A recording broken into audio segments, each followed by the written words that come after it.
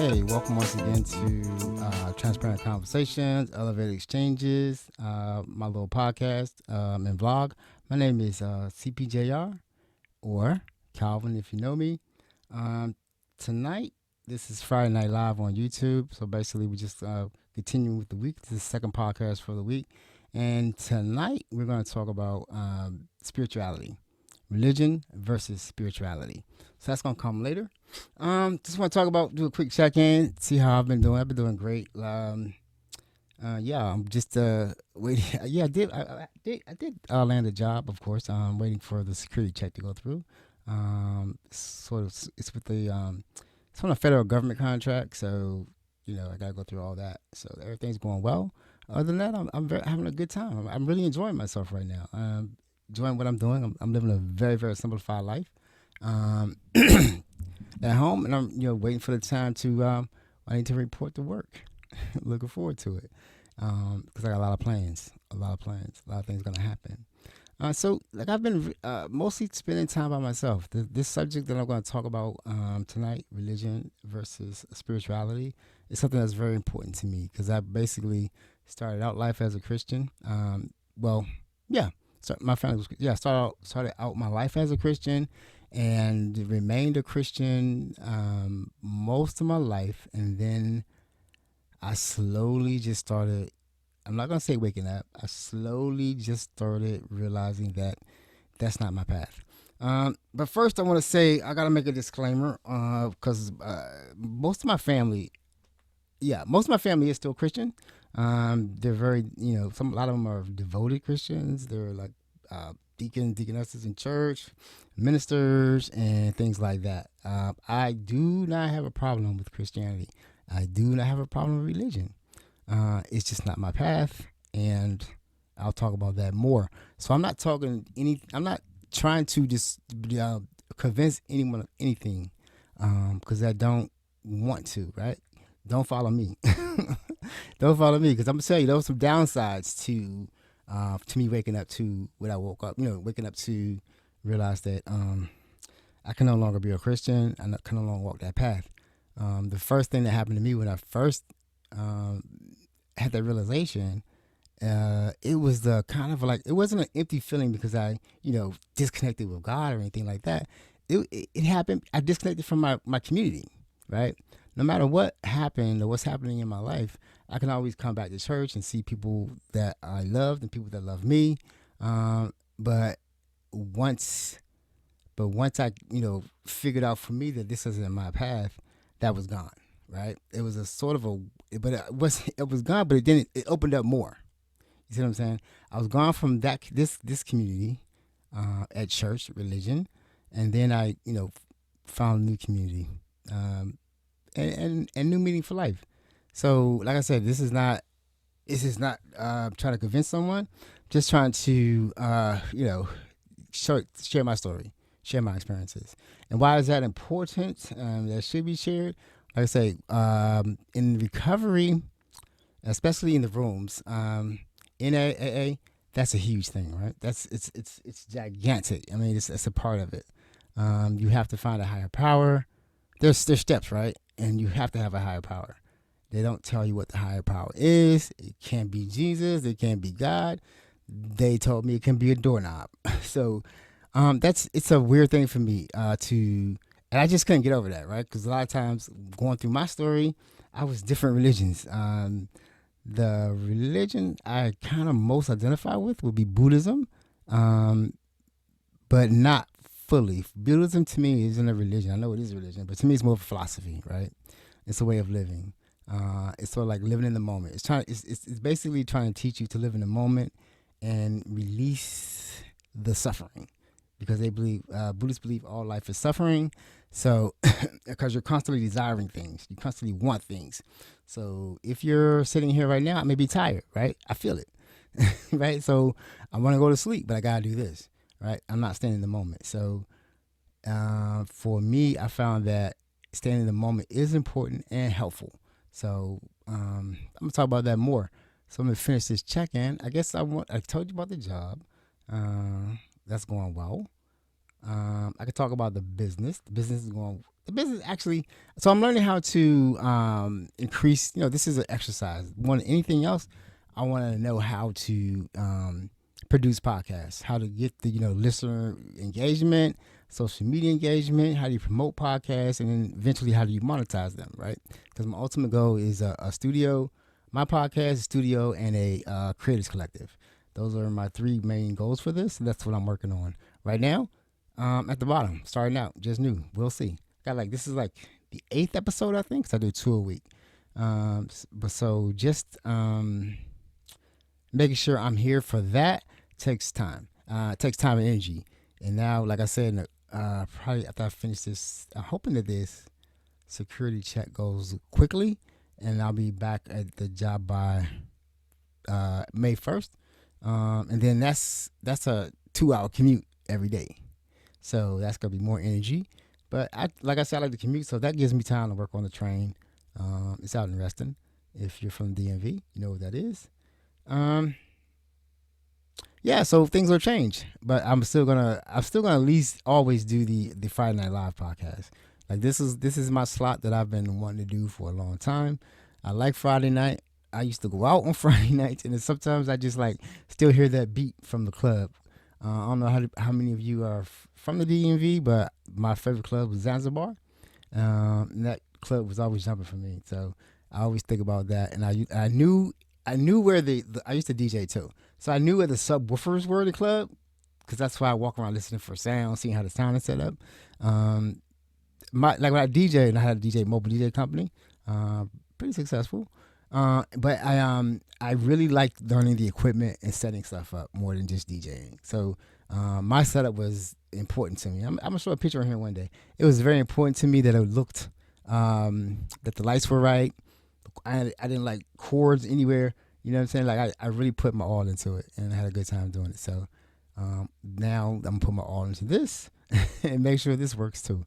And so there's more to come as the audience grows, the community grows, and the podcast grows. There'll be a lot more chances to be involved in the process. So that's the check-in. Everything's good. Going to work. No worries. I feel very, very, very good about the future. A lot of times at this point, I will start feeling kind of weary because, I don't know if I need to watch what I say, but I needed to stop, and I couldn't actually just force myself to stop the way I used to or make changes. I need to stop. So the only way to do that for me at this time is just stop working. So thinking about going back to work. Am I thinking about I'm gonna start again? No, I don't think I'm gonna. No. I don't know. Right? I know I don't want to. My tendencies are good. Right? Like what? So yeah, like what I've been saying in the show is know your truth, walk in your truth, and know when somebody's trying to get you to stray from your truth. That's the friction. So I don't have any friction right now. I'm basically just doing what I need to do, doing what I want to do, and enjoying the process. All right. So from the Wednesday night show, I do want to address one thing.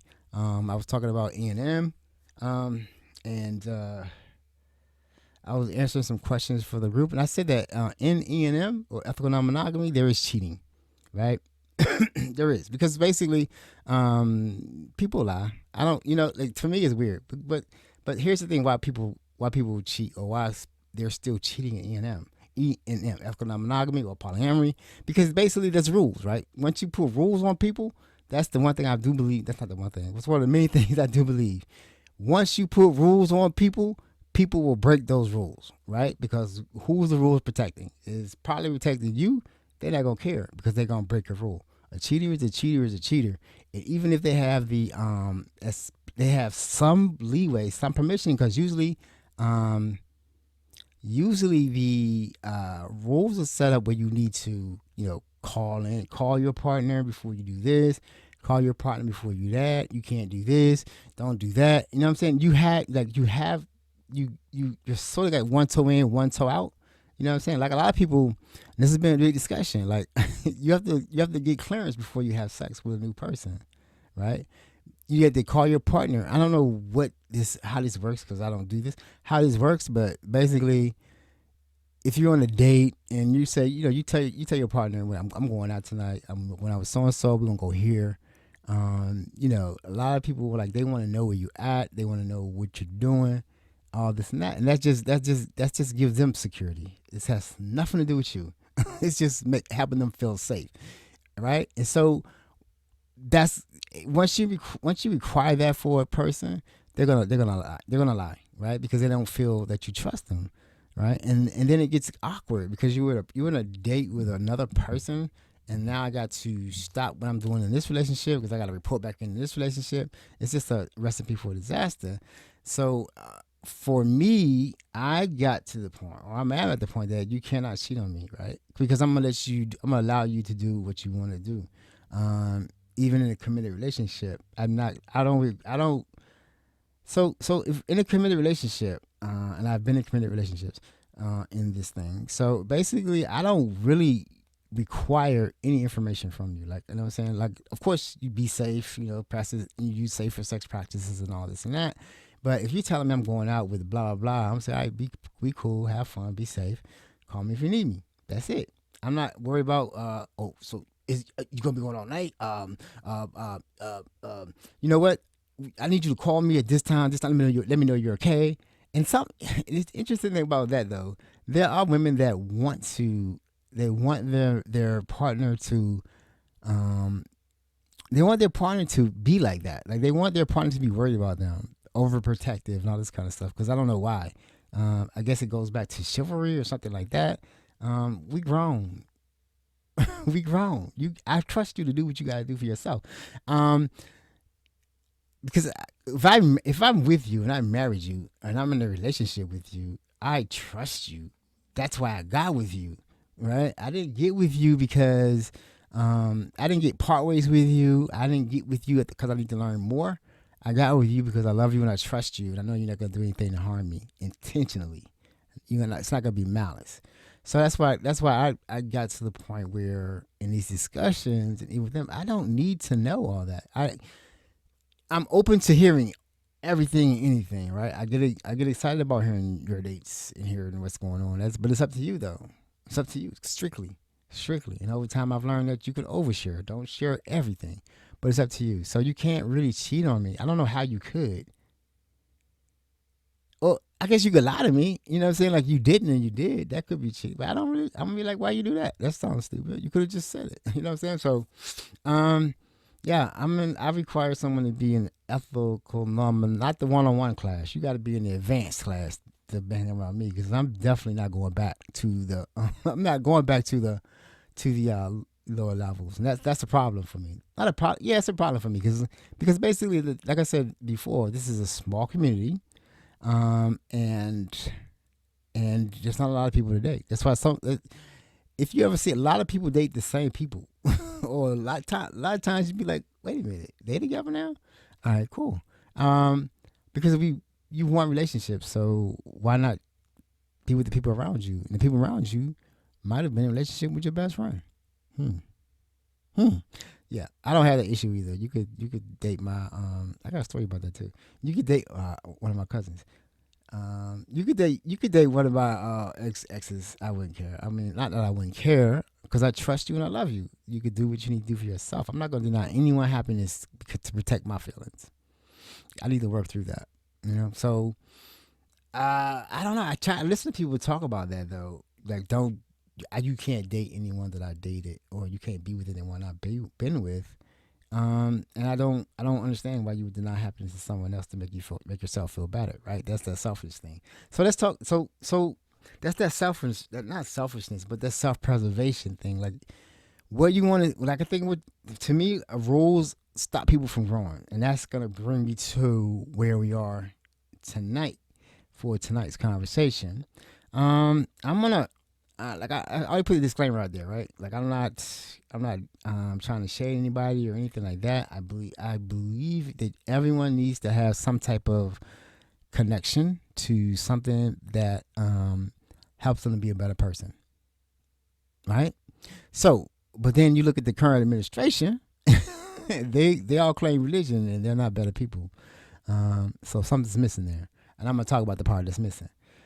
So basically, for me, there's religion, the church, the Christianity, Catholicism, Islam. There's all those religions, right? So pretty much based on where you're born is what you're going to be, right?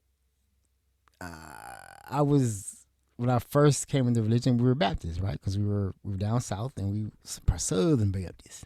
And then one of the I forget what he called it at the end of the covenant. I think it was the covenant we say at the end, and it says I will abstain from drinking or selling alcoholic beverages every Sunday.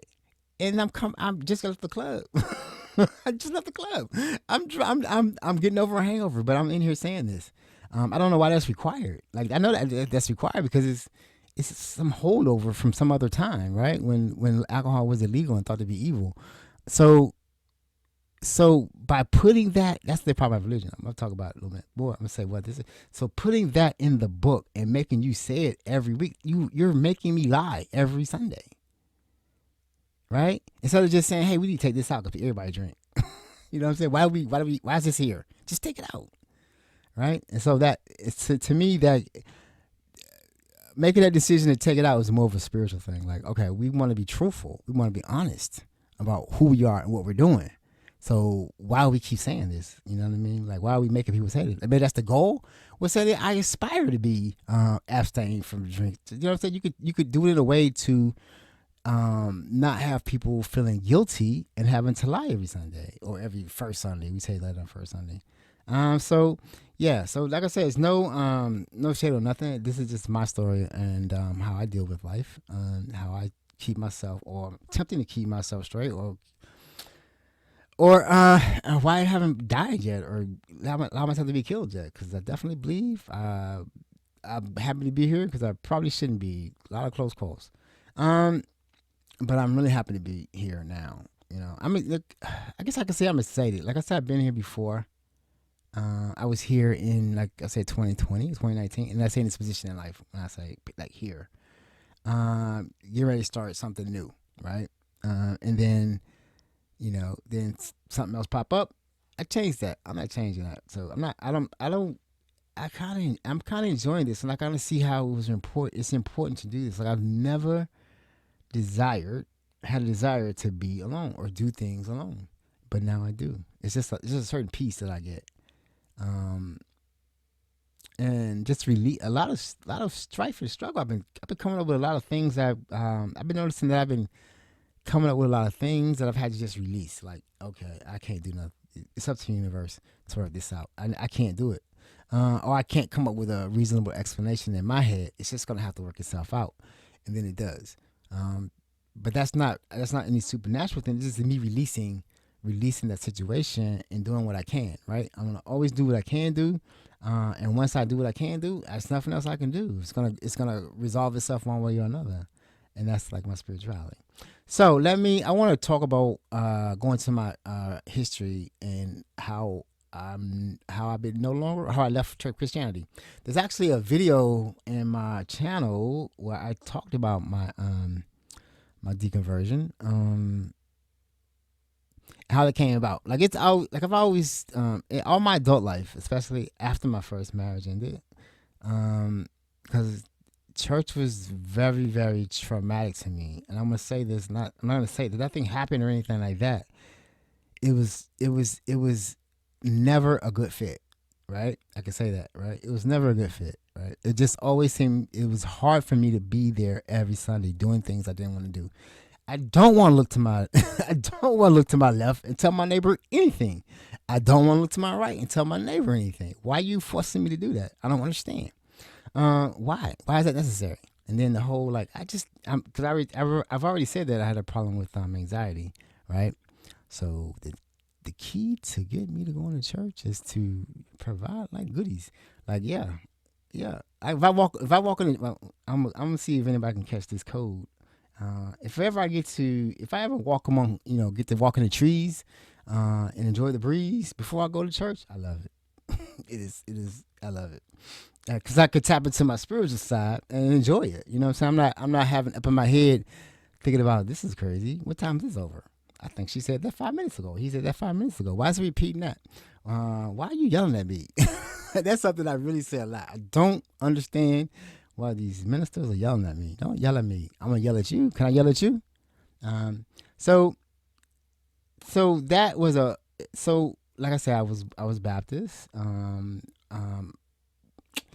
for most of my teenage years, we did not go like we didn't go to church as a family. We moved. I was born in France. My father was in the military. Then we moved to the first apartment that I remember us as a family in was in Atlanta, Georgia. Small apartment, black neighborhood. I don't remember nothing about it. I got like a picture of it in my head, but I don't remember too much about it. But I remember we used to go to church. Church was on top of the hill, I believe. And my father used to drive a little Karmann Ghia, one of them German cars, like a little smushed out VW Bug.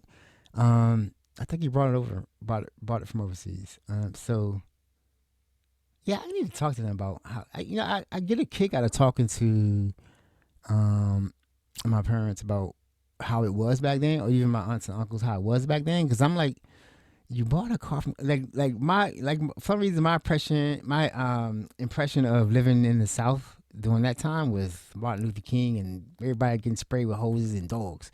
And then I was at dinner, I think, with my parents the other night. They were talking about them going over there, and they were on the ship. I don't remember. I'm like, okay, so it wasn't 100% bad. It was a lot percent bad. It was bad, but black people still gonna do what they gonna do. They still gonna get what they gonna get. You know what I'm saying? I want to bring my car from Germany. It's doable. So you find out how to do it when you do it, and don't let nobody stop you. So that I think I'm gonna try to have some more of those conversations with my elders, with the elders on here. I want to include that. I'm still trying to work it out. I don't know if that needs to be a separate podcast. If you have an interest in that, let me know, because that is an idea I want to hash out. Having conversations with the elders, but it doesn't fit in this show because this show is elevated, right? We walk amongst the trees, feeling the breezes in this. But right now, like I said, I'm not. I'm taking some time for myself. I didn't talk about. Oh, this is episode 4 dot 22. So episode number 4, 22 days. If you know, you know. And so yeah, that's another podcast idea I have. Actually, like put it on. Actually commented that under someone's Instagram page right there, and that thing is like 4,000 likes. It's still like get likes every day, because I guess people really want to hear from your elders. And I tell you, I'm gonna go on a tangent for 1 second, and I'm gonna tell you why that was interesting to me and why that came up. Because during the time when they did when the Supreme Court reversed Roe v. Wade, which is crazy to me that they did that because they said they wouldn't, but they reversed Roe v. Wade and threw it back to the states, right? So that's in a lot of states. I live in a blue state. I'll never live in a red state unless you pay me a lot of money. So and then I can live by myself. I can live like a rich person and not really care, because that's what they do. They don't really care about all those laws that are affecting people down below. So I will not live in it, because I live in a blue state, and I'm gonna keep it that way because I like to be able to have some control over my life and then have common sense conversations and not do dogma. Not be stuck, because dogma stifles free thought, right? That's another conversation. Anyway, so dang, I forgot what I was talking about. That was great. Oh, the other podcast about the elders. Yeah, so I was talking to my mother, and she, like I said, we lived in after living in Atlanta, Georgia. My father got a better job, and then we came up north, right? I would have been, if my father was an average Joe. He'd go get her, always was. I would have been in Atlanta, right? I'd have been down there in Atlanta. I would have been in. But Atlanta is the polyamorous mecca for all black people, by the way. So it's there's a big old 1 year pilgrimage, Polyween, that everybody goes to in Atlanta. I was supposed to go 1 year. That's a whole story about that, though. I was supposed to go 1 year. Had 2 Airbnbs booked. I was ready to go, and I did not fuck that up. And I broke my own heart on that one. So yeah, so it's a mecca. So I would have grew up there in Alabama, but like my father got the job, we were up here. Lived in Virginia for a year, and I was the only black in my school. Or maybe there was another one. I don't remember. I was the only black in my school. My best friend was Jewish. My professor was Jewish. Danny Rosenberg. Still remember him? Scouts. great people. Love them. Never had a problem. Never had a problem. Um, Never had a problem. I'm like, I don't understand. I guess it was a very liberal, progressive neighborhood. I did have one problem. The white German Shepherd did bite me in my ass while riding my bike. And I think it was it was a gay couple. Yep, the white German Shepherd. I don't know, bit me in my ass riding a bike. I don't think it was used to white black people because there was none in the neighborhood. If you know where Gallows Road is in Virginia, and you know where ExxonMobil, I worked at ExxonMobil over there. ExxonMobil, we live right across the street from right by the Beltway on Gallows Road. There's like a condominium, a townhouse development down the hill. We live right there. That's where I lived at when I first got up here. And then eventually, so I guess because we were there, in that neighborhood, it was all white. There were no black churches that I knew of. There was very few black people back then. And eventually, in that town, I think they were renting that townhouse for a year. I'm only trying to, it must have been more than a year though. So anyway, eventually moved to our house up here in Oxon Hill, in Queen. And then that's where, and then we got to this neighborhood. That neighborhood was mostly black. It was mostly white. But it was changed. You know, white folks moved, white flight. So it was eventually all the white folks moved out of the neighborhood because my school was like mixed. I had a diverse upbringing with many, many different friends. Filipino, Cambodian, white, black, I want to say Latino or people from that side down south. I don't know the proper term. I want to be respectful. But people from down South America, their heritage was from that. And they came up here, right? So that was my upbringing, right? So in this neighborhood. So there was one church in the neighborhood where when we got there. There was a church called Fulford Baptist Church, white Baptist church. We didn't go. I'd have been just as bored. Didn't matter to me. I think we tried to go to another Baptist church that was on in Southeast DC. Yeah, I'm not going to Southeast every week. So anyway, it was on Southeast DC. I know the church was on what's that, Southern Avenue? No, it was South Capitol Street, right by the if you're on South Capitol Street, right before you go to I think South Africa and First Street, maybe First Street, or right before you go into the Beltway. There's a church over there. We went there a few times, or maybe one time. I don't remember. But anyway, I remember a long stint of. Wait a minute, I left a whole house out. we lived in apartments in Atlanta. Then we moved to the house in Atlanta with the pool. We always had a pool. And then we moved to Virginia. And then we moved to the big house in Oxon Hill. So there was a whole stint of time, right? A whole block of time that we did not go to church. I did not miss it for myself. Maybe they'll say that that was a mistake because I wasn't grounded in religion. By the time I got to I think 11th, 12th grade, I was about.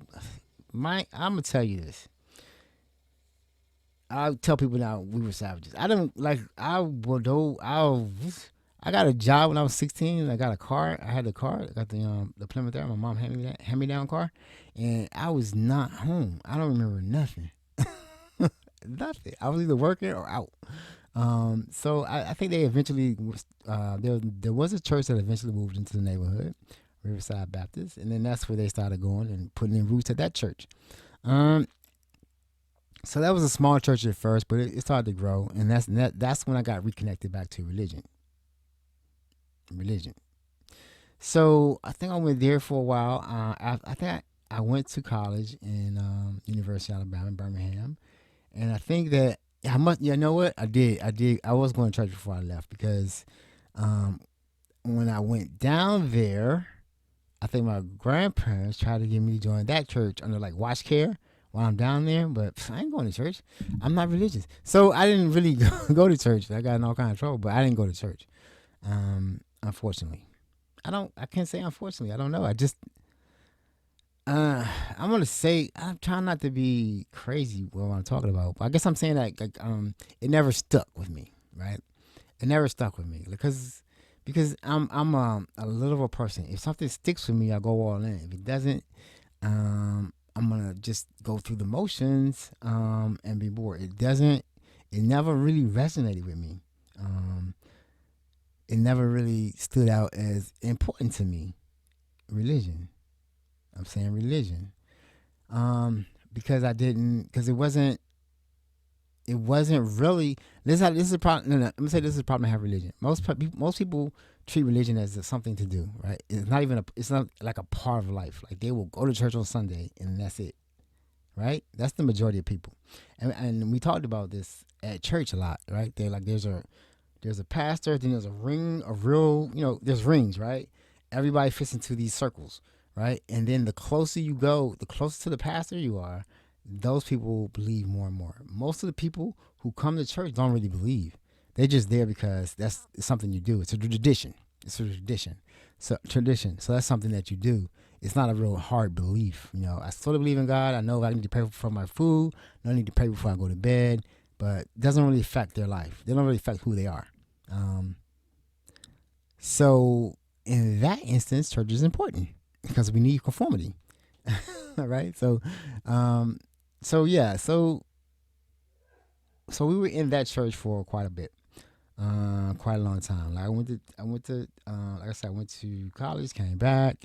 The church was still going on. I think they had bought the building yet. I don't know, maybe not, because I think that was happened.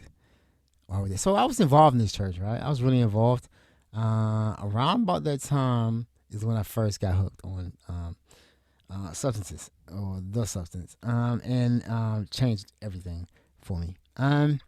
So and then I think church became important because it was a refuge. It was me trying to hold on to life. You know what I'm saying? Like not let my soul die, all that, and not die because it was rough back then. It was rough back then out in the streets. Everybody remembers City on the Siege. If you're from DC, you remember those late night shows or late night TV when they would just turn the TV into like what should be happening now with this current situation, this current coup. It would basically just turn. They would just talk about all the crime that day, and they had like National Guard on the street. Like it was bad. And then I was out on the streets during that time. It was bad. And that just really changed my life. Like it really made me desperate to find an answer. You know what I'm saying? Because it's like like I say, I was desperate to find an answer, and I'm not gonna really go into any more about that. But so I came into church because it was basically my family was there. I met people there. I brought my girlfriends to church, girlfriends, because I never had just one. And then eventually my first wife, I met her at work, and she came to my church, and we got married there. So it was an important part of life, right? It was just that important part of life, right? And I could deal with the parts that I didn't want to deal with because I'm checking my levels, because it was important. It was good, right? It was good. Like I said, I was on the usher board for the most part. Like I was president of the usher board, and I was treasurer on the usher board at one time. So I was really involved in the church, and back then that usher board was highly respected, and it felt good to be in that type of organization for a while. So and I didn't really leave that church until after I got married, right? And let me tell you, the reason I got married is because of religion, right? And I'm gonna tell you why. Because, and I'm gonna talk to this about. Like I say, when we're still talking religion, we ain't talking spirituality. This is straight religion. So So it's like, it's better to marry than to burn. I know you heard that before, right? Like premarital sex is a rule. There's a rule. It's a sin. Sin is a rule. Sin is rules. So you break the rule, you feel bad about it. You feel guilty about it. But you're not gonna die. And you can justify it. So it's not really, really, for most people, really causing a change in their life. They're just following rules, following a pre-scripted, following a scripted, following a path, right, to salvation, a path to a better life after you die, or heaven. It's not really. Hopefully, you're changing inside, but for the most part, no. You're just really following, wanting to be accepted, and you're following the path, right? So it's not asking for a change. So, like I said, rules are gonna be broken, right? Because what's the consequence? What's the consequence of premarital sex? Most people say the consequences of is what's the thing called? Sorry, the big thing, pregnancy, pregnancy, and then disease, STIs. Those are pretty much why those rules were in place. They want to decrease STI. They want to decrease single mothers, or not single mothers, but they wanted to decrease pregnancies, right? You want to decrease pregnancies. So so that's the rule: no sex before marriage, right? That helps. That's a good rule in place. I don't think so, but it's a good rule to have in place, right? Because you don't want to have a lot of people getting STIs, sexually transmitted infections, or getting pregnant out of wedlock, right? So that's a rule, but it's not working. People still getting pregnant out of wedlock, right? At an alarming rate. So the rule's not working. But we keep doing that. We love doing things that don't work over and over again. Isn't that the definition of insanity? Interesting, maybe. So yeah, so that was a rule. So that was a rule that I broke a lot, right? We justified it. We justified breaking it. So eventually you're gonna get married because the thing is right. Like I said, me and we were both at work, right? I mean, so we were both we worked together for a while. We worked together a lot, and then we actually kind of lived together. But then when we tell nobody at the church, I think my parents knew because I wasn't here or at home. We basically just lied, point blank. Because at this time, I think I was actually like the young adults leader, young adults leader, right? Yeah. So we had a pretty little tight crew at this church, right? A little, I don't know, maybe it was like maybe 10 of us, all coupled off, most coupled off, but most like very religious. So I remember one night in particular, and I'm gonna tell you some more about this. But one night in particular, everybody was over because we lived in Virginia. Rhonda lived in Virginia. I live in Rhonda. So one night in particular, I think we all got together at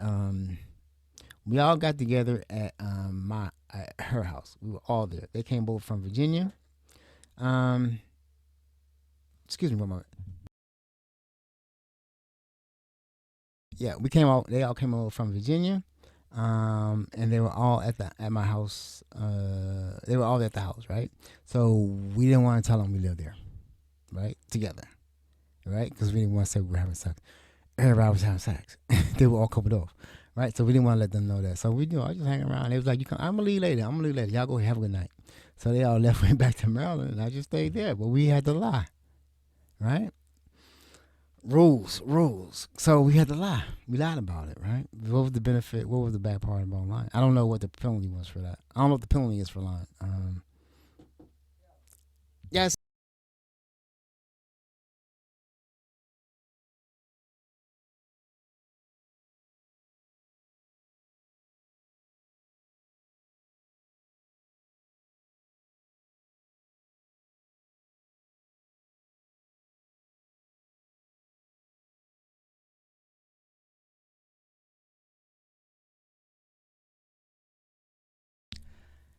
Hey, guys. I'm sorry for that. I had to leave and come back. I'm gonna put up a sign recording. We were the rules. The rules caused us to lie, right? Because we were like trying to, fit in. So eventually, bada bing, bada boom. We gotta get married because basically we want to keep having this sex, right? So we want to build a life together. That's the most important thing. So we eventually got married in that church, right? Because and then, but I don't know if we would have got married went for church though. Like I said, I say things. I'm gonna tell the truth, be transparent. I'm not sure. You know what I'm saying? Because I never really thought about getting married at the time. But it's just something that we had to do, right? To stay together and to be legitimate. So we got married and lived together for a while. And eventually, you know the story. I always talk about what you have to be true to yourself, know your truth, walk in your truth, and know when somebody's trying to straight pull you from your truth, right? So I don't even think I had truth back then. I think I was doing the best I could because that was the beginning of hell. So anyway, um, yeah. So eventually we got divorced. We went to another church down. We were actually no. We moved to Manassas and joined another church, another Baptist church, and I was in this church for a long time. And like I said, this is when I went. This is not when I went full in, but I went full in. Um, and to be honest with you, I had a lot of issues with that church. The way it was set up, because we were in the, remember I said the circles, around the pastor, and because we were in the inner circle of that church, right? Because I was working on I volunteered to do everything. I was a van driver, trustee, newsletter editor. Me and Ron did the newsletter, and just a lot of little other things, like any little thing any little thing that came up, we did or we participated in, and that wasn't. It was okay, but it was just busy work, right? Because I was also just starting my career in IT, working long hours for that, and then doing this, and then some of the long hours I had to, because I had to go to town for classes. That really that body hurt. Like now, like back then, I would definitely I was under the illusion of happy wife, happy life, right? Because she wasn't happy. Nobody was happy. We had good sex though, but nobody was happy. Damn, my daughters. I'm sorry. Take that, strike that. I'm gonna bleep that out. So nobody was happy. But we were together. As a family, we were together. But we still were, enjoying it, trying to make it work. But ultimately, just the work, just stress load of work, raising kids. But we eventually got, we moved to Manassas because we bought a house. So we were progressing. We were on that, that upward trajectory. You're saying you're working hard. You're starting to get money. You're starting to enjoy life. You're starting to buy things. And I was still fighting my demons.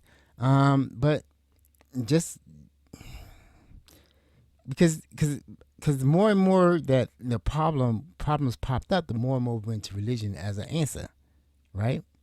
Religion as an answer, all right? Because we need to follow the rules. You know what I'm saying?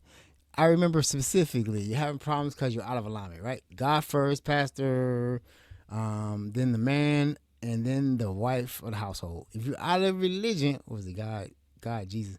But if you're out of alignment, that's why you have a problem. You have to get into alignment.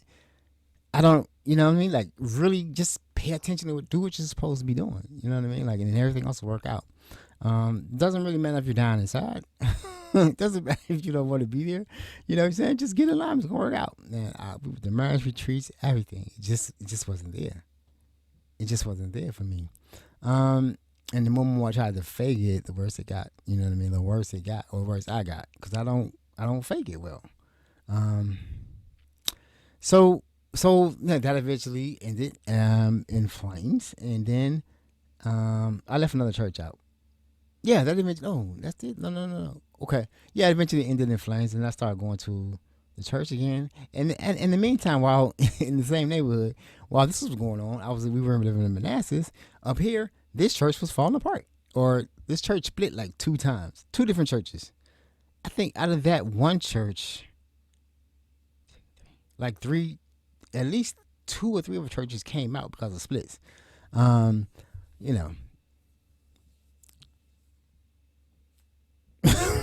People split, right? Things split up. They don't get along. What you do, start a new one. And that's why I wanted to ask about you about church and religion. Is why is there a church on every corner, but the neighborhood is still dangerous? So what is the church doing? Maybe it'd be more dangerous if it wasn't for the churches. Okay. So yeah, force and rule. I mean, okay. So I'm gonna say this. So religion for me is about control, right? I don't care if it's Catholicism. I don't care if it's Catholicism or what else is there? Oh, Protestant Catholicism, Seventh-day Adventist, some made up stuff. A lot of the made up stuff in the Midwest I ain't know about. That's a lot of little church movements that were very big. They had a lot of scandals, but they keep doing it. So, so because people want to belong to something and follow something. So religion is a good thing. Religion is good for control, right? It's good for control. There's like it's a good because people will police themselves because they want to follow and belong to something. So that's where religion comes in. I know a lot of people, a lot of religious drug addicts who don't really go to church but still pray before they eat, still pray before they go to sleep, pray when they get up in the morning, but don't actually change their life because they believe that they follow these rules. You know, those little spiritual practices, they're fine. They're fine. There's no real change. So let me add though, some religious people are spiritual. Okay, some religious people are spiritual. Religion has, for me, I would say that religion has some redeeming qualities. It actually has some. Because I think spirituality is not a part of religion. I think it's a part of religion, but it's not a focus of religion, right? Because that's basically I see what's what we're in the situation we're in now, where we're trying to deal with Christian nationalists trying to take over the country. Like, if you read the Bible and you walk away with not loving, what are you reading? What are you reading for? If you know what I'm saying, you want to conquer your neighbor, and you want the people to subject themselves to you. You believe in a hierarchy. The hierarchies are in the Bible too. You believe in that these people should be over these people, but there's no love. I say it all the time. Like I don't see the love on a regular basis. Even when I was in church, I didn't see the love. That's one of the reasons why I couldn't click in, because I don't see the love. Right. I see the drive to recruit people to get more people to come in, but I rarely see like the real love. You see it every now and then, but it's not like a practice. You know what I mean? It's nice to have. It's nice to have a loving church, but it's not really like a requirement. Because all you have to do is follow the rules. You know what I'm saying? Follow the path, the narrow path, and you'll be fine. You don't gotta love people. It's obvious. That's so obvious to me, but I'm not sure. But I don't really know the answer to it. So if you, like I said, the moment I accepted all these truths I accepted all these things to be my truth, I lost my community. That's still there. I still go, like I still have my parents clean their church. I still go every now and then, but I have to walk in the trees before I go. I will not go unless I can walk in the trees. I cannot. That'd be like sitting through watch paint dry for me. I don't care if it's because the whole thing is like it's interesting to me. One thing I know a lot of religious people don't do is they don't read the Bible, right? Right. So I have a definition of it I want to read right quick. Bear with me. It's on my Chrome laptop. What religion is, and I'm gonna read what religion is, and then we're gonna go into spirituality in 1 second because I know this is running long. I knew it was gonna run long. So, and I'm gonna talk about how I came out of religion, real quick. But I want to talk about religion. Religion, at its core, is a system of beliefs and practices, often involving worship of a deity or supernatural being that provides meaning, purpose, and a moral framework for life. Right? It's the rules. Right? It's a framework. Right? It's a rule. I mean, basically, if you have a population of people, right, 350 million. You're gonna have to figure out a way for them to control themselves. So they don't go to war every week. Like, you know what I'm saying? Like, now we out the box right now because we lost control because we got people who call themselves religious leading the country and don't have a problem with lying on anybody, lying about everything, mistakenly sending someone to prison, and then admit the mistake, but will not reverse the mistake. And you see the person's family, and they're missing their family. He's a father, right? You worried about he's a father, but you still don't want to get the man back. That's not love. I don't know what that is. That's some evil shit, man. That's some evil shit. I don't know what you're talking about. Why you wear the cross and all that kind of stuff when you don't really believe in love. You know what I'm saying? That you don't lead with love, right? Because people are your enemy, and for what? Because you think you are superior to them, or you want to swindle them or grift them, right? Religious people are easily fooled and easily manipulated.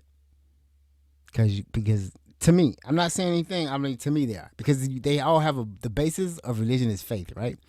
It's what we have what's called revealed religion, right? Revealed religion, um, meaning that none of us actually have seen the God that we're talking about of the Bible or whoever. We don't see them. We don't hear them. We have a book that we ascribe to them, that we say they divinely inspired, but we don't see it. Every experience that you have with God or your God, you have to tell me about it. It's revealed, right? We don't share it. We don't actually like share the story, right? You tell me a story. You tell me God did this, to God did that. I have to believe you on faith, blind faith. Faith is the evidence of things unseen.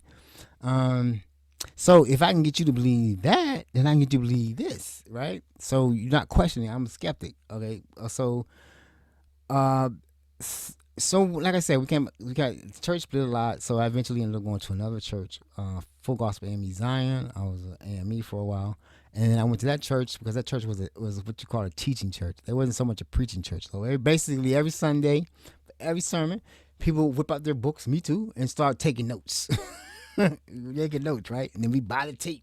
And I'm saying, we go through the tape, you know what I'm saying? Because he actually said this in his lessons, buy the tape, listen to the tape, go over your notes. You got to change your mind, change your circle, everything. That was giving me, steps to, to get to salvation or get to freedom, right? There were steps you had to follow. And if you're not following these steps, if you're still having problems, you're just not following the steps. You know what I'm saying? Like I've had many pastors tell me, I'm a blessing you. You're now healed. You're saved. You never have to go back to that again.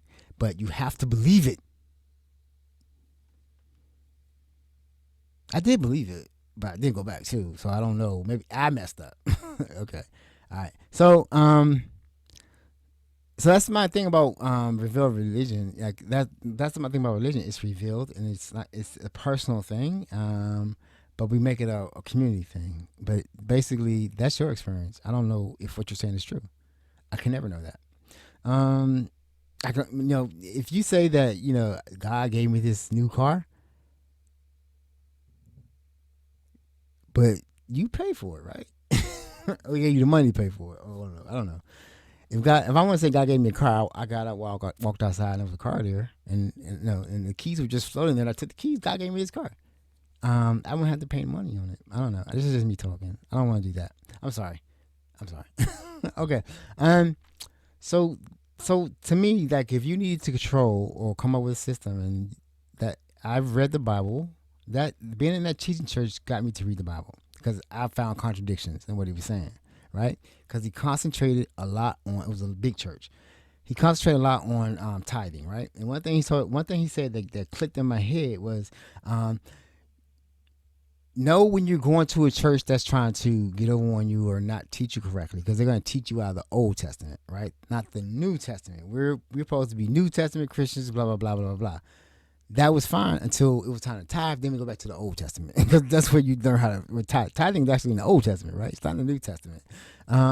So that's where you go. And I'm like, well, you just said don't go. That just caused me to go dive into the internet and just research where all this.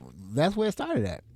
So in this church also, you couldn't, you had to, another thing about lies, you had to be a tithing member to work in any ministries, right? So you had to basically say that you're giving your 10%, and they ain't check, like some churches I know you need to bring pay stubs.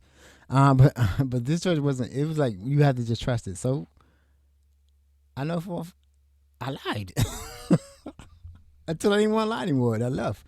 But, so I know a lot of people are lying. Like everybody's not giving their 10% or less or more. I know some people say they live off the 10% and give more. I don't know why they tell me that, but they tell us that. So to be a testimony, I guess, to show how much they're really relying on God. But if I'm making 200,000 or 500,000, maybe, I don't know.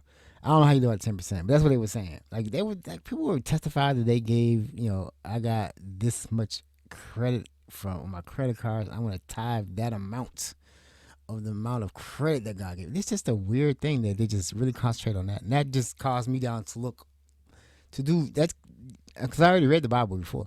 So that caused me to actually research, like, where do these things come from?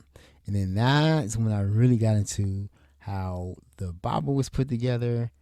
I don't remember all this stuff anymore, but how the Bible was put together and all this kind of stuff, because I'm a skeptic, right? So a long time I was a deist. I was a deist. I was a, you know what a deist is, look it up, deism. That was a big thing in the old colonial times. I think Clockwork God. So basically, there's a God that started that created the earth, started it, and let it go. And he's just watching, right? He don't do anything. He's just there. He wanted a TV show, so he created the earth and let it go. And he's just sitting there watching. Why are they doing that? That's stupid. You know what? Should I do something? Nah, they got it. So yeah, he's just watching. That was one. That's deism. So, you know, then I started the whole path about reading. Then I started reading on my own. And then when I started like reading Hutchins or something like that, Richard Dawkins, all the big guys. If you know, there's like a three: Sam Harris, Christopher. One of them died. I can't think of his name, but Richard Dawkins is still alive. I saw a cruise that they're having with him. I'm like, what are they doing that cruise? It's weird. So anyway, yeah, so I just read a book, and I was just like, so I was heading the direction. So then I tried to, like, there's like a home church movement where basically they try to go and live like the New Testament. So there's no church. It's not a really organized church. They have like what's called house churches. So like a prophet is in the area. It's people meet in the home. They have meals together, things like that. And that's what I think is missing for me in church. Like churches is very formal. You go to service, and then if you get to the inner circle, you start eating at different people's houses. It's a little more involved, but mostly you just go to sermons. Nobody's really talking, and really like sharing, in the most part, except for like the inner group. But most of the people on the outside, they just getting and if you ever go to the meetings, or if you have an alcoholic, a DI, they make you go to the meetings, they make you get a sign off. Like you got to go to like 50 meetings, you go get a sign off. You go there, they give the paper, and it's your attendance sheet. You sign that you attended, right? So it's like that. They're just coming in to attend. Till I get that signature for attendance, I'm good, thank you God, and they back out. But then the inner circles are definitely spend time together, and that's when you start seeing a lot of weird stuff too. A lot of stuff that you don't normally see, and stuff you'd be like, "What? I don't think I meant to see. I was supposed to see that."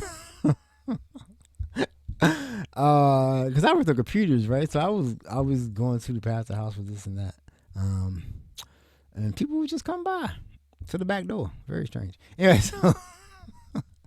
so that went through that experience, right? So then I went to the other church and I did the other research, and it was one night. So I don't know. This may be a dumb paradigm.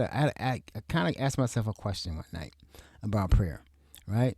So it's gonna be dumb. I'm gonna say it anyway. So if two people prayed, you have two women at home, right, praying that they're praying right to their God. Both of their they. It also happens that these two women have husbands that have been out, at work, traveling salesmen, have to travel for work. But they're both coming home. They're both on the same plane, right? So one wife saying, "Please bring my husband home. I love him. I can't wait to get here. I miss him, blah, blah, blah." And the other woman is playing, "Please don't let this man get here tonight and beat my ass. Please, I can't take it anymore. Whatever needs to happen, right? I don't, So whose prayer does God answer in that instance, right? The plane lands safely. The first woman's happy. She's with her husband again. She's nice. The second woman is going to get knocked out. That's a paradox to me, right? And that's like, wow. And they just like, I couldn't work through that. Maybe some theologian, I don't try to convince me. But that's what I went through. Like, that's weird. I need to find out exactly what's going on there. That's just a strange, they can't possibly be praying to the same God, and the same God cannot possibly answer. It just like pop. It just like that in my head. There is no God. That's because that's the only way I can answer the question. People are just praying and hoping something works out their way, and sometimes it does, sometimes it doesn't.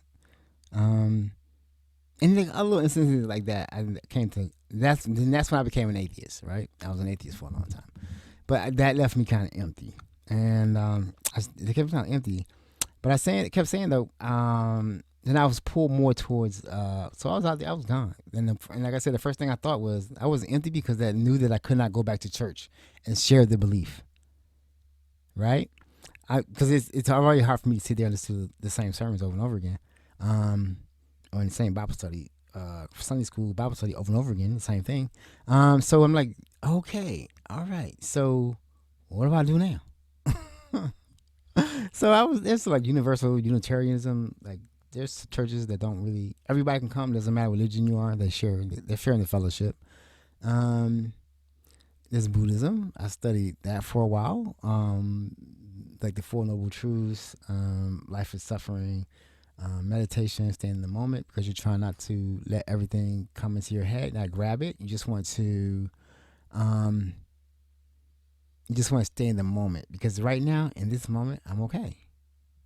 Right, I don't really need anything, but there's still things running in my head that I need, so you want to quiet that down. So that kind of makes sense to me.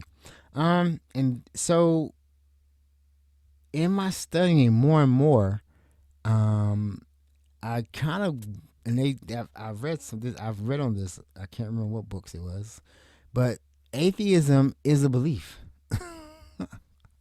Atheism is a belief. It takes the same amount of belief to say there is no God than to say that there is a God, right? Because we have no proof either way, or we have no empirical proof. I say that we have no empirical scientific proof either way that if there is a God, and we have no empirical scientific proof that the God is, down here meddling in our affairs and answering prayers. We have no proof of that, right? And we have His testimony. We have revealed religion. So even with atheism, you have to have a belief, right? So I was like, you know what? I don't think I'm an atheist. I'm an agnostic. That's so I grabbed that one. And then I say, well, I kind of still believe in the spirit. I still kind of believe we're connected in some way, through energy. So that brought me to spirituality, right? And practices, things like meditation, taking walks, taking care of yourself. This podcast is my practice. This is my spiritual practice. And I'm going to read what spirituality is. So let me jump back on the little phone book here. I got it right here. So spirituality is a broad term that generally, I'm gonna get a teleprompter. That generally refers to the search for meaning, purpose, and connection in life. Right? It can involve a connection to a higher power, which I do not do. Oh, I do say a lot that I believe in the universe. The universe will work it out. So thank you, universe, for putting me here today. You're working it out, because the universe is evolving. I don't know who started this mess or what happened, but it seems to be on some kind of path, right? So if something comes to mind that's good, it was provided by the universe. If something was taken out, thank you for the universe for removing that from my life. And I always know that the universe is going to answer going to give me what I need when I need it. I just need to sit down and do exactly what I'm supposed to do, right? Become a better person. Or love more people. Lead with love. That's the only thing I understand about all these people that call themselves religious. Most of them do not lead with love, right? They're quick to condemn, because they believe you're a sinner, and all the bad things that are happening in your life because you're sin. Don't sin, you won't have any problems. All right, so where was I? It can involve a connection to a higher power, a belief in a non-physical reality, or a deep sense of personal connection to oneself or others. Right, that's what I'm saying. Spirituality is often contrasted with religion, as it exists independently of organized religious structure. Right. So spirituality is for you. Spirituality is for you. Nobody can teach you spirituality. Spirituality is not organ. It's a personal thing, right? So that's why I call myself a spiritual agnostic, right? I'm always trying to leave with love, and I believe that if I could just constantly follow that, before I do anything, I'll be better off, or the world will be better off. If we had more people that live with love, the world would be better off. I don't know. We get to the point that hate is eating people alive, and all they want to do is hate. I don't know. I don't know the benefit of hate. I know hate to damage you and damage your community. And we see it every day right now in our lives that hate is really destroying our country. You know what I'm saying? Even though these people call themselves religious. They're not leading with love. So that's what I'm saying. That's what I mean by spirituality is for you. So that brings me back to the groups, right? So the groups don't do it for me. I'm gonna play a video. I might do it next week. There's a video about how what's these called? These programs could actually be hurting people. Most people, if you study anything, most people just get clean on their own. They either get tired, they just work it out, or they just actually just up and I'm not gonna do it no more. And more people actually fall into that category than get cleaning the rooms, as they say. I'm I don't know what's going on with me, because I've been tired of this life for a long time, and I've been tired of having to go to the rooms, right? Because I go to the rooms. I don't, they say I don't. You're supposed to stay until you something. Don't identify out, right? If you don't see yourself, you will see yourself in the rooms, right? Just because if I go to a group and it's all white and it's in the country, I might not see people with my same story, or look like me, or experience life like me, or experience getting clean like me. So it's like, just stay there. You will see yourself. Don't leave. I'm just not a joiner. I go. I get I get a sponsor. It doesn't stay. I don't want to be there. So this is on me right now. It's on me, period. You know what I'm saying? But don't follow me. I don't know where I'm going. I do, but I don't want you there. So it's like, so spirituality for me right now is my practices, right? What do I do every day? One thing about doing this podcast, the most that I want to get out of this podcast is the practice. I want to get the skills, the workflow, the recording, the streaming, the editing, the setting of the podcast, the lighting, everything like that. And as I grow it, I want to perfect it and then teach it to other people. That's the Creators Collective part I want to get into. And I want to get into producing. Right now, I'm everything for this little podcast, and it's a lot. So I can imagine, like, people have teams, like the big pods have teams. I can imagine they're all busy because it's a lot. Cutting clips, and then there's a lot of resources I'm learning about, Opus Clips. Now you get approached with different affiliates. People want to affiliate. I know, like, my podcasts are hosted through Spreaker. Spreaker cuts it up and dumps in commercials because it's really iHeart. So if you hear my podcast outside, if you hear it on YouTube, you don't have premium YouTube, you're gonna hear commercials. But if you have like Spotify or iHeart, or even with Spreaker, different other podcast apps, yeah, you're gonna get commercials because they chop it up. That's how they make their money. Which they don't share unless you have a certain amount, right? I'm way below the limit, or the amount to be monetized. That's not coming anytime soon. So I get approached, or like everybody else, with other affiliate links and stuff like that. I may start doing that because I don't really want to. This podcast isn't to make money. This podcast is my spiritual practice, right? It keeps me constant. Like, I have to think of the ideas. Like, I have the like this spirituality. I think I want to talk about homophobia, attachment styles. Like, these are already written out in my notebook about what's coming up next. And then the Wednesday night recap, that's just riffing, just checking in.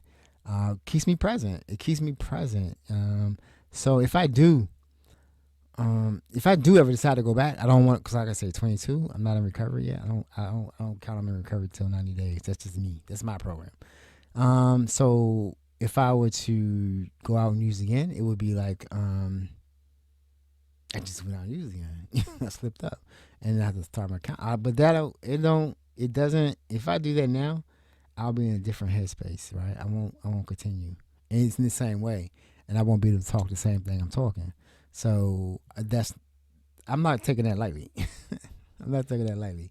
That's why I'm very careful about who I talk to and who I allow into my space, because I know that I can be jacked out of my position by not continuing this practice or other spiritual practices I have. Like just since I started, like I've lost 13 pounds and I'm still not walking yet. So I did walk like one day last week. I try to do 10,000 steps, blah, blah, blah, blah, blah. But I actually try to do more than that because on my regular day of work, if I'm in IT and I'm local, I'm walking all day. You know what I'm saying? 10,000 is like the morning. Especially, that's why I said I worked at ExxonMobil. ExxonMobil used to be 5 buildings, right? And we were in one building, so we were getting dispatched through tickets, and we were like they had sub basements too in that building. So you would be in a sub basement to pick up a computer or a laptop or a whole rack of laptops or something. Then you push it through. You had to go through like 5 buildings to get the sub conference room or down in the basement on another building to set up. So you were like walking all day, on your feet all day, walking back and forth because you forget something. I gotta go back. I'll be back. And then you gotta go here. There. It was a lot of walking. That's been my whole entire career, which I love. I love it. So I don't know what I was talking about. I'm not elevated. This is just me on a normal day. So yeah, so these practices are more precious to me, and spirituality is more precious to me than religion ever was. Because religion isn't about me. It's about control. It's about society, right? Spirituality is me. It's me. It's mine. And I've learned to through this. I've learned to not. I don't have to live up to anyone else's expectations, right? I can set my pace. It's important that I set my pace. If you want me to be there for you, you want to leave me alone. Let me set my pace, right? I'm coming. Especially if I love you, I'm coming. And I'm talking to somebody specific. I love you, babe. I miss you, and yeah, I'm gonna leave that there. I'm talking about my daughter. I have an strange daughter. I'm gonna start crying. No, I'm not. So yeah, so it's important for me to, if you're religious, look for spirituality. Are you improving as a person? Are you leading with love? Do you want to love? Right? Do you want to love? Do you want to be loved? What do you want? Like, is the religion doing it for you? And I think that's another thing why a lot of the black church is dying, because they don't ask these questions. The shenanigans I see on in social media, Instagram, with these churches locking doors, that's ridiculous. Why are you doing that? I wouldn't even go through that. That's the thing I'm saying though. I don't like the shenanigans. I like the tricks, the cons. You know what I'm saying? The ongoing. It's a joke, right? The ongoing building fund. You never hear of a building. Where'd that money go? I don't know. But I was in the church. I've seen the finances. It just go. So for me, spirituality is who I am. Agnosticism, because I don't know. I'm not going to sit here and argue with somebody. And that's another thing. I was in a lot of onboard, especially remember Black Planet. They used to have a lot of forums or groups or whatever. And this was a big group. They get into these debates about the atheism. And I'm like, I can't really get there. I can't go there because that's the belief. You believe that there is. I don't know. I'd rather not know because it doesn't affect me either way. Right? Because I'm gonna live my best life. I'm gonna try to elevate every day. I want to be in a higher consciousness, right? I don't want to be where I was when I was using. I don't want to be there. That's the base. That's the base. You basically only care about, you know what I mean? Like, I'm not taking showers every day. You know what I'm saying? They ain't thinking about life or love. All they thinking about is the next drug. You know what I'm saying? They'll say they're your friend, but they're not, because they're not leading with love. The same thing at work. I really don't levitate or gravitate towards Christians, and that's what I'm saying. I don't like that's another whammy for me, right? all the women are like into Jesus and everything like that. Into Jesus, luckily Heidi wasn't. They were into Jesus, or they're into monogamy. That's 2 strikes on me, right?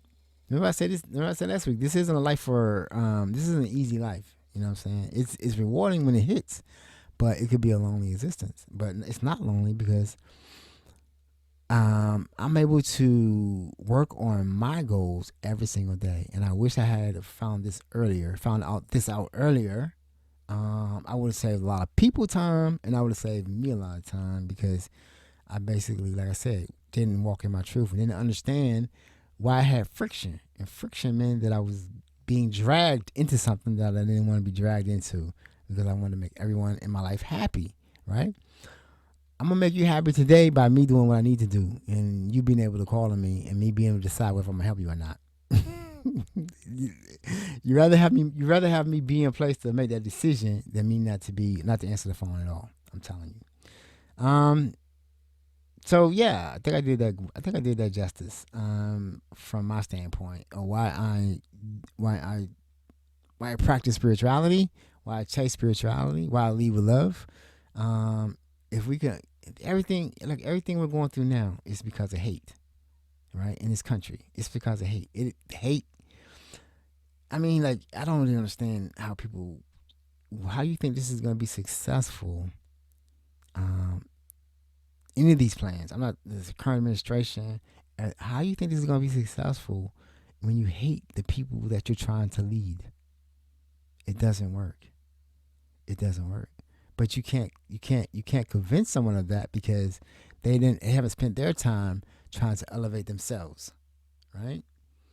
So yeah, spirituality, man, that's where it is. Spirituality is your life. It's about you. And if you need religion, if you need that, go. I mean, I love church music. I do. My joke is if I could find a church that only does music, I will go. Like, that's all we have is a praise and worship service, and then everybody go home. I don't want to hear you preach. Praise and worship service. Going out. If I could design my church, I would have it be like we all sit in a circle and just talk about things and debate about things and stuff like that. Though I don't really desire to have someone standing up up there talking to me down here. There's no need for that. It's not productive. It's not productive, and it I don't know. I'm not bashing anything, but do what works for you. That's the most important thing. But as always, I'm gonna say lead with love, because one thing about leading with love, it always rings into my head, and I gotta do this. Change I must, or die I will. Yeah, that's basically my message to myself. That's why I want to hear it 2 nights a week as I just sit here and do this. I don't think I did last week. All right, so I'm gone. I don't have any clips to share today. I am working on something for the next time because I want to talk about living authentically, right? And releasing the outcome. Okay, yeah, I'm doing that next time. So anyway, please take the time to like, share, subscribe. If you want to help out, if you know somebody who would enjoy this, please share it. If not, thank you for your time. I appreciate you. So yeah, that's it. I'm gonna wrap it up. Leave it there. I'll see you on Wednesday. I'll give you an update as to what's going on with my clearance and all that good stuff. And then because once I have that day, I'm gonna start talking about the equipment I want to buy. I'm excited about buying equipment more than anything else. I'm excited about the next phase, which is building out the studio, the camper van, the cargo van, converting it to a camper van, like all that stuff. A lot of stuff going. And there's a lot of things I want to talk about. I haven't really talked about the being a cannabis advocate or that part of it. It's elevated exchanges for a reason. Elevated exchanges. Elevated. How do you elevate? So yeah, we're gonna talk about that more. Once I get to past 90 days, you know what I'm doing. If you know, you know. All right, so I'm out. I think that's the right button. All right, people, we out. Choose love every time, and things will work out. All right, peace. See you next week. Love you. I guess I know how to do this.